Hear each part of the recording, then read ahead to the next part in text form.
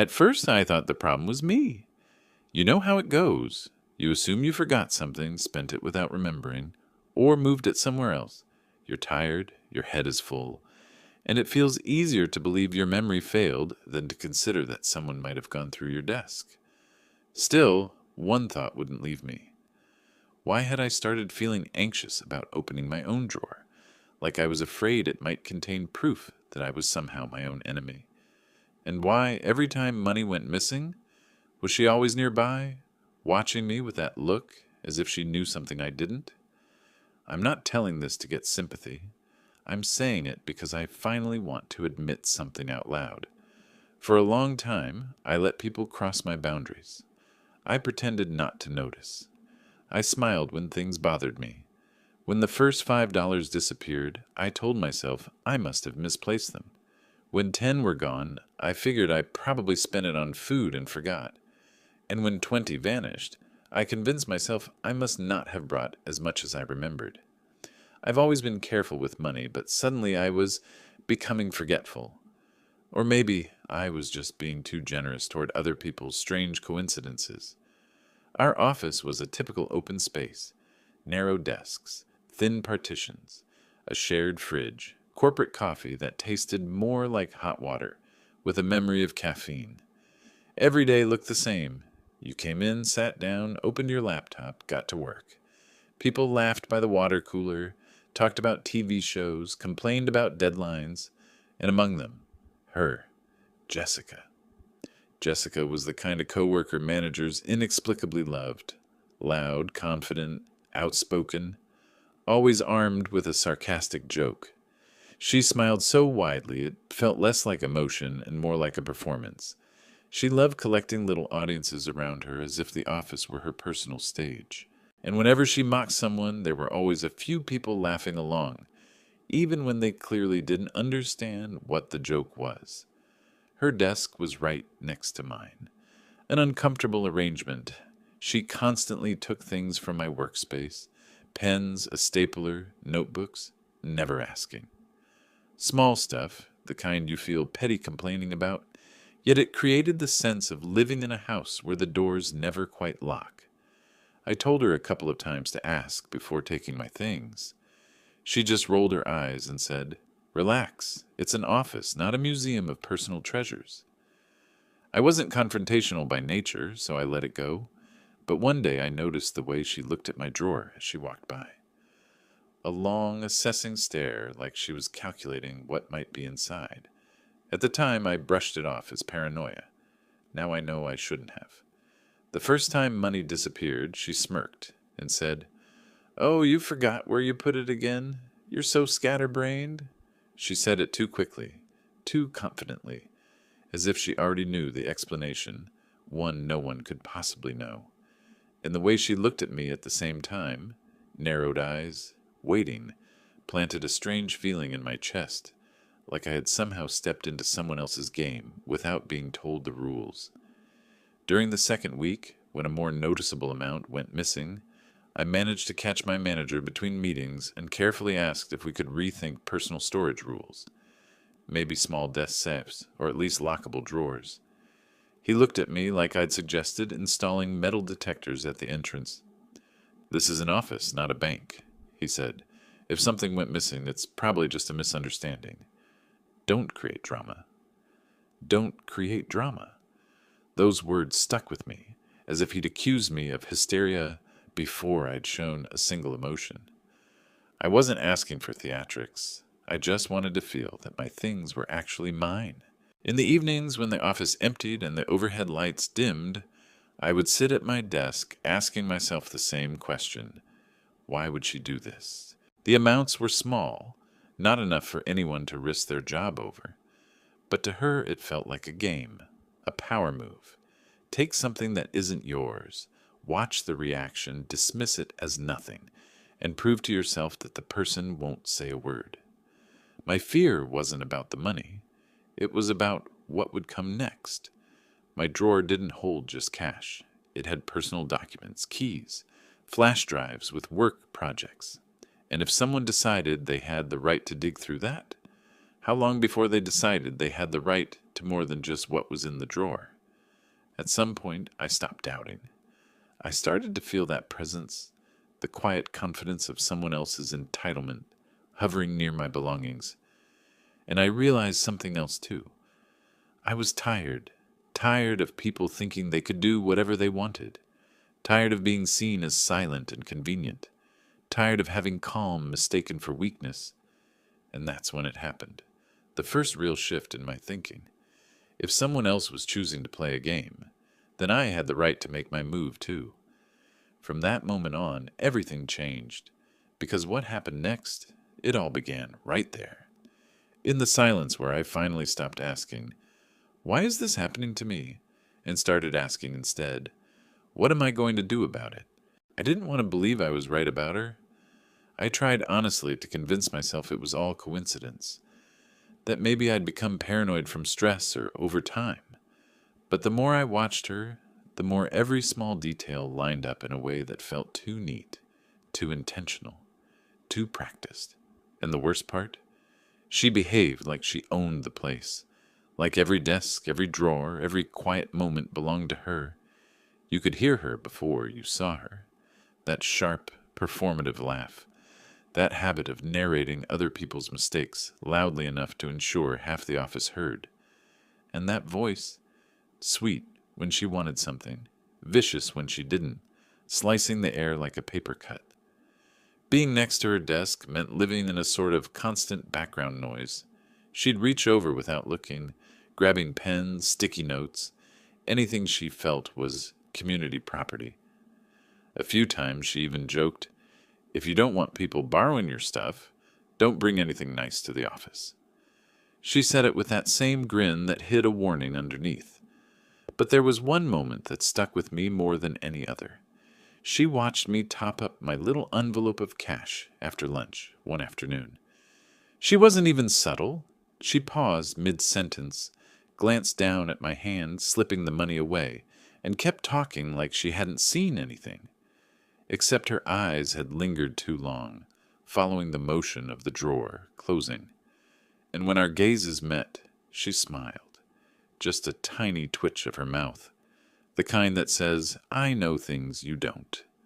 That was the moment my irritation turned into certainty.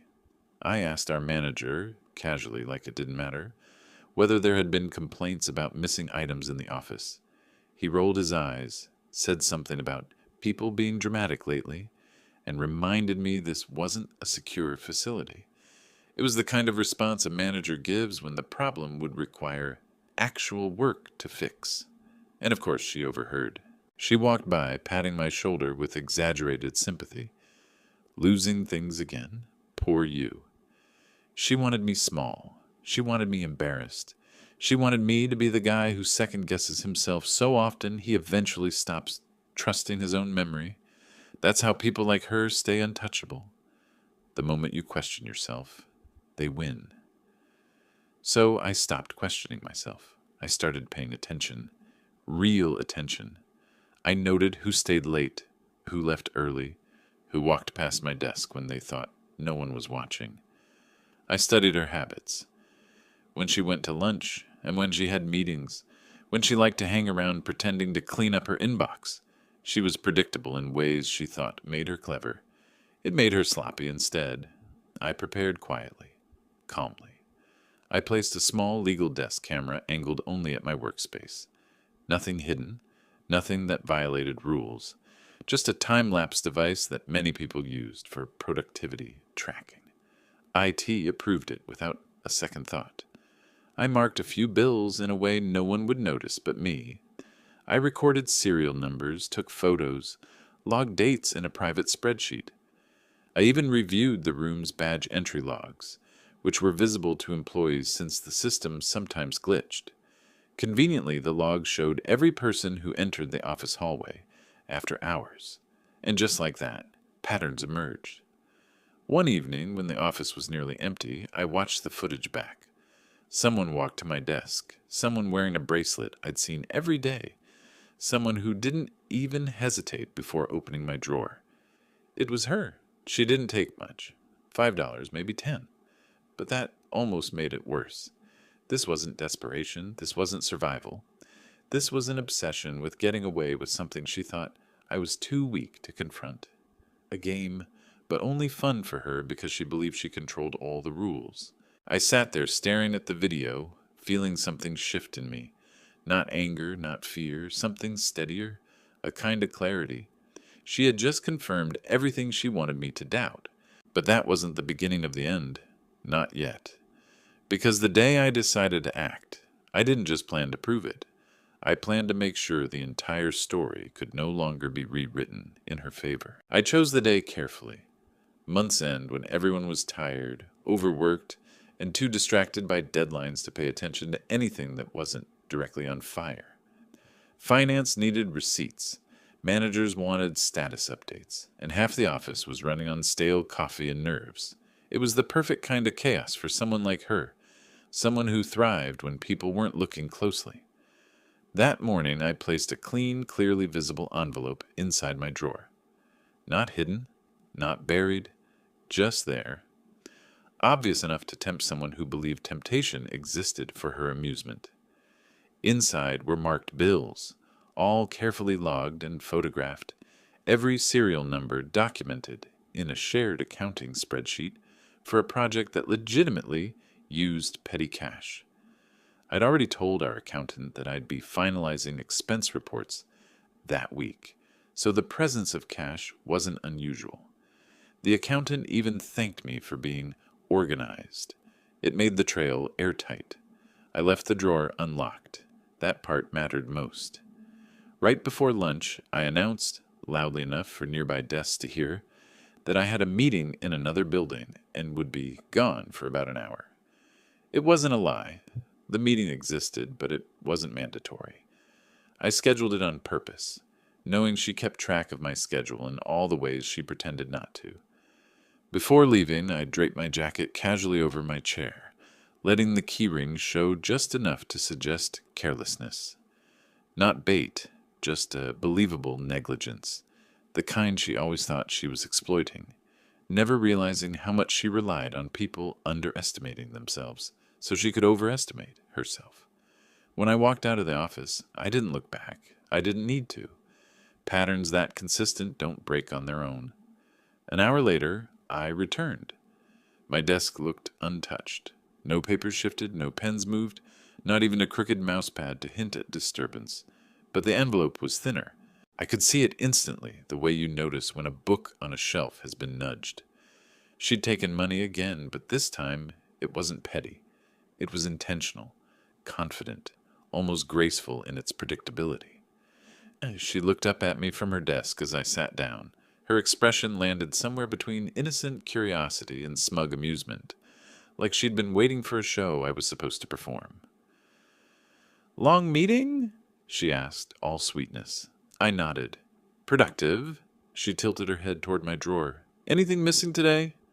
Her tone was playful, but her eyes were hungry. She wanted the crack, the panic, the raised voice. She wanted the office to glance over and think, "There he goes again, making a big deal out of nothing." She wanted me to embarrass myself so she could shrug and say, "See? Dramatic." But instead of panicking, I smiled. Not a triumphant smile, not a sarcastic one, just calm, controlled. The kind of smile you give when a puzzle piece finally clicks into place. "Actually," I said quietly, "everything makes perfect sense now." The expression that flickered across her face wasn't fear, not yet. More like confusion at an outcome she hadn't rehearsed. She opened her mouth to say something, but I stood up before she could. I didn't confront her. I didn't whisper accusations. I didn't ask questions I already knew the answers to. I walked straight past her desk and headed toward HR. The HR manager wasn't surprised to see me. End of month always brought a parade of issues, but she was surprised when I handed her a folder. Inside were the serial numbers, photographic logs, timestamps, and the short video clip showing a familiar bracelet glinting near my drawer. She didn't interrupt. She didn't have to. The documentation spoke for itself. Within an hour, security pulled badge logs and confirmed she was the only person who had entered the workspace. During the window, the money vanished. Accounting confirmed the marked bills were missing from the petty cash ledger and were not accounted for in any receipt or report. The camera footage matched the timestamps. Everything lined up, clean, methodical, irrefutable. No confrontation, no shouting, no theatrics. Just truth. Around 4 p.m., she was called into a meeting room. I didn't see her go in, but I heard the door close, a soft click that felt strangely final. She emerged much later, her face pale and tight, her usual arrogance swallowed by something brittle and hollow. She didn't even look in my direction. She packed her things in silence, real silence, the kind she had never once allowed to exist around her. Most people didn't know what was happening. A few whispered guesses, but no one said a word to me. They didn't have to. The absence of her voice was enough. As she walked toward the elevator, she hesitated, like she wanted to say something, maybe an accusation or a plea or a last attempt at manipulation, but whatever words she'd been saving died in her throat. She turned away. They always turn away when the performance ends. I thought it would feel dramatic. I thought I'd feel vindicated or angry or shaken. Instead, I felt something much simpler. Relief, the kind that settles into your chest when the noise stops and you finally understand how long you've been living with it. And though I didn't know it yet, this wasn't the end of the story. It was the moment everything else finally began. She didn't show up the next morning. No surprise. HR had already contacted the team late the previous evening, informing us that a personnel matter had resulted in a sudden vacancy. Corporate language, neat and bloodless, but everyone knew something had happened. Offices have their own gravity. When someone loud disappears, the silence they leave behind becomes the center of the room. I wasn't expecting anything dramatic, and I didn't get it. No angry messages, no attempt to twist the story, no apology. People like her don't apologize. They rewrite. But this time, the rewrite wasn't an option. Every piece of evidence, every timestamp, every logged bill was already in the company's system, verified and signed off by multiple departments.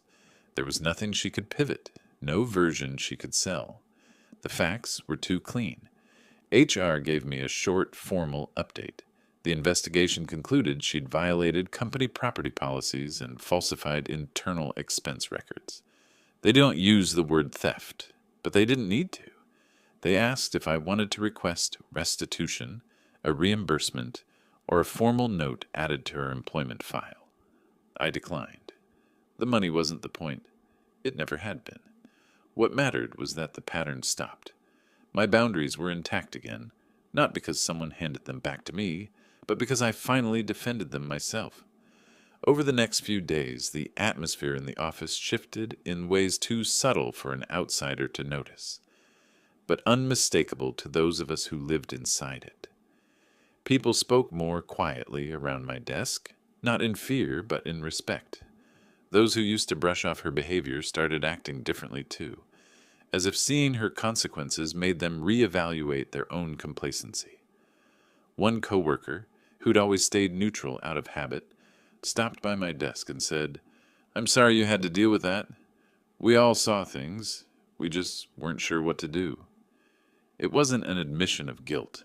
It was something closer to relief, as if someone had finally said what the room had been thinking.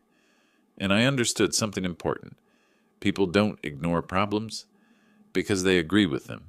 They ignore them because they hope someone else will fix them first. A week later, my manager called me into a meeting, not to lecture, but to thank me for handling the situation professionally.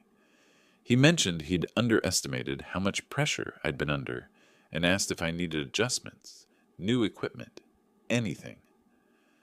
I didn't. What I needed had already happened. But I did ask for one thing: secure personal storage for every employee, not because I wanted a monument to what happened, but because I didn't want anyone else to go through it. Facilities approved the request within a day, a small improvement, but a real one. Work settled into something steadier after that, quieter in the best possible way. I wasn't holding my breath. I no longer felt watched, mocked, or assessed like a character in someone else's play. I wasn't waiting for the next violation of trust. My space finally felt like my own, and with that, something in me loosened. Something I didn't realize had been clenched for months. I focused on my projects. I finished a certification I'd been putting off. I applied for an internal transfer on a team with better leadership and a healthier culture. The offer came through 2 weeks later. Not a promotion, but a step upward, and more importantly, forward. People sometimes imagine satisfaction as fireworks or triumphant speeches, but the truth is quieter.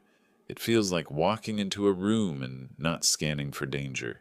It feels like opening a drawer and knowing exactly what you'll find. It feels like breathing without waiting for someone to take the air away. Months later, I heard through a professional network that she struggled to find a new position. Not because I sabotaged her career. I didn't tell anyone anything. Her own record carried its own weight. Companies talk. HR departments talk more. Trust is easy to lose and nearly impossible to buy back. I didn't celebrate it. I didn't gloat. Her consequences were never mine to deliver. They were simply the result of her own decisions catching up to her. As for me, I moved on. Not in the dramatic sense. There was no moment where I found closure. It was more like waking up one morning and realizing the anger had faded into something steady and honest. Self-respect. My new team treats boundaries like common sense instead of inconveniences. My work is respected. My space is mine. And the person I became because of all this, quieter, firmer, more aware of what I allow, is someone I recognize and trust. People sometimes ask whether I do anything differently. The truth is simple. No. Every step, every hesitation, every careful decision led to an outcome that made sense. There were no miracles, no twists of fate, just preparation, patience, and finally choosing to stop letting someone else define what I should tolerate. The story didn't end with her walking out. It ended with me finally walking into my life without shrinking to fit someone else's comfort. And that, more than anything she took, is what I got back.